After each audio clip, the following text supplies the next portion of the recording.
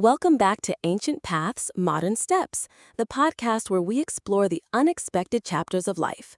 I'm your host, Eleanor, and I'm here with my co-host and partner, David. Hello, everyone. Today's topic is one that's been on my mind a lot lately. Something that sounds simple on the surface, but has unfolded into something surprisingly profound for us. We want to talk about exploring the city with our grandchild. It sounds like a pleasant weekend activity, right? Take the kid to a museum, get an ice cream, and it is that. But for us, taking our 7-year-old grandson Leo out into the heart of the city has become, well, it's become a lesson in seeing. That's the perfect way to put it. A lesson in seeing. I've lived in this city for 40 years, Eleanor. I thought I knew it. The shortcuts, the best coffee shops, the quietest parks. To me, the city was a map of destinations, A to B. But with Leo, the city isn't a map anymore. It's a story. Tell them about the subway ride. That was the first time I really understood what you mean. Right. So we were heading downtown. For me, the subway is just noise and waiting, a necessary evil. But for Leo, stepping onto that platform was like entering a cathedral. He wasn't looking at the destination board. He was looking at the worn-out tiles, the web of cracks in the concrete. He asked me, "Grandpa, do you think a giant stepped here?" And just like that, a cracked floor becomes a mythological event. I find myself going that now, even when I'm alone. I notice the details I've spent decades filtering out. The way the light hits a glass building at 4 p.m., the intricate ironwork on a gate I've passed 1,000 times. He's recalibrated our attention. Exactly. And it makes me think about the relevance of this in our modern world. We're all so distracted, heads down, scrolling through perfectly curated digital worlds. We're losing our ability to be present in our physical environment. Leo, by being so intensely curious about the real world, is a powerful antidote to that. He's pulling us out of the digital haze and back into the tangible. I think it's also about connection, not just to the present moment, but to our own past. The other week, we took him to the old textile district where my father used to work.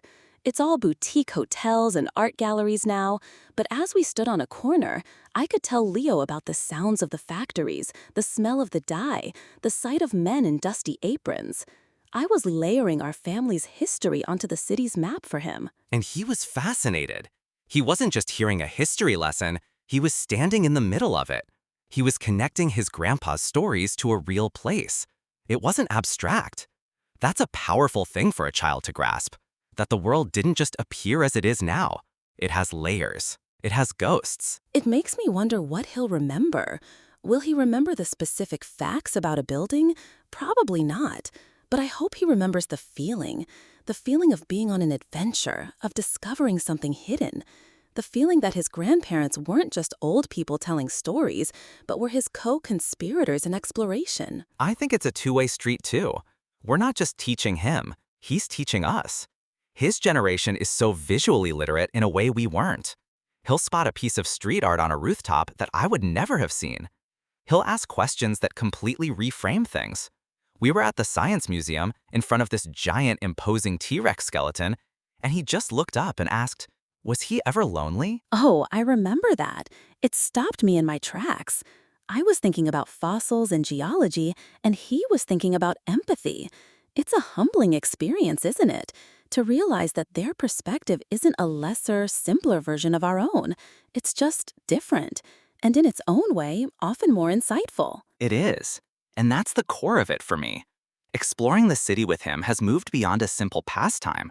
It's become a practice of slowing down, of being curious, of bridging the gap not just between generations, but between the way we are taught to see the world and the way we can see the world. It's a reminder that the greatest adventures don't always require a passport.